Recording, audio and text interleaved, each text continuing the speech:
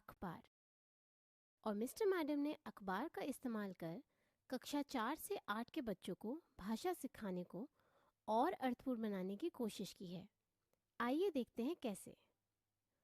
उन्होंने चित्रों से कहानी की गतिविधि से ये किया। आइए इसके इस्तेमाल को समझने से पहले इसके उद्देश्यों पर एक नज़र डालते हैं।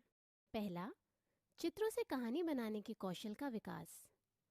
दूसरा, कहानी को क्रमबद्ध रूप में लिखकर प्रस्तुत करने के कौशल का विकास।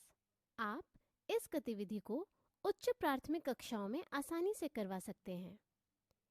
इसके लिए आपको चाहिए अखबार से 20, 25 या 30 कटे हुए चित्र।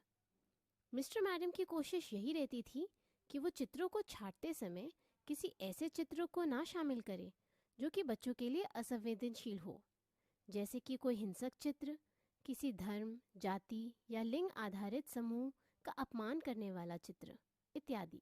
सबसे पहले मिस्टर मैडम बच्चों को 4-4 के उपसमूह में बांट देती हैं। शुरुआत में बच्चे अपने साथी चुन सकते हैं और धीरे धीरे वो बच्चों के सीखने और कहानी बनाने के स्तर को समझते हुए निर्धारित समूह बनवाती हैं। 4-4 के उपसमूह में बांटने के बाद मिस्टर मैडम 4 से 5 अखबारों के कटे हुए चित्र उनमें बांट देती हैं। बच्चों को निर्देश दे दिए जाते हैं कि सभी चित्रों का ध्यान से अवलोकन किया जाए। अब चित्रों में दिखते किरदारों और घटनाओं के इर्द गिर्द एक कहानी बुनें। अब अपनी बनाई कहानी के आधार पर चित्रों को क्रम से एक बड़े चार्ट या अखबार पर चिपकाएं।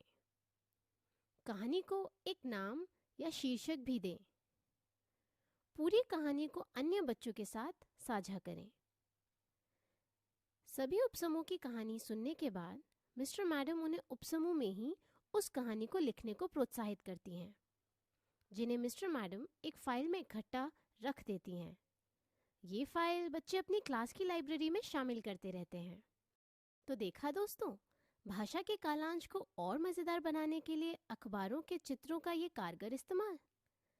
चित्रों से कहानी की गतिविधि आपको कैसी लगी? आप हमें नीचे दिए गए कमेंट बॉक्स में लिखकर ज़रूर बताएं।